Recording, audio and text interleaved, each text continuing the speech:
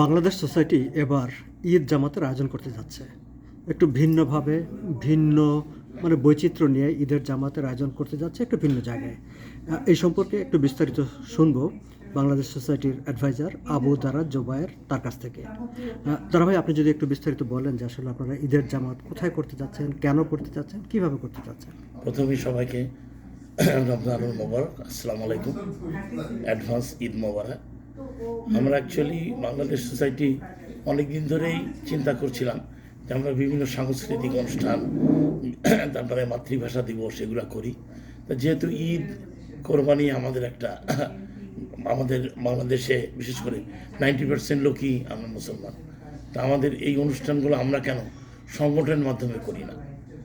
এই চিন্তা থেকেই দেখলাম টরন্টোতে বিশেষ করে স্নো, ঠান্ডা, বৈরী আবহাওয়া, এর কারণে আমাদের যারা মা বোন ওনারা অনেকে আসতে পারে না, ছোটো বাচ্চারা আসতে পারে না।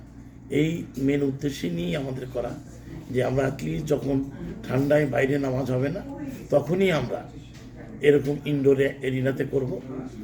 আর আমাদের এরিনার অ্যাড্রেসটা হইল 200 হাইমাস রোড। ব্যাডমিন্টন কোর্ট হিসাবেই সবাই জানে, স্বামী এবং জয়ী সাহেবের এইটা ব্যাডমিন্টন কোর্ট। ওনারাও আমাদেরকে সার্বিক সহযোগিতা করছেন। আমাদের একটা কমিটি করা হয়েছে, সেই কমিটির এরা সবাই প্রচুর পরিশ্রম করছে।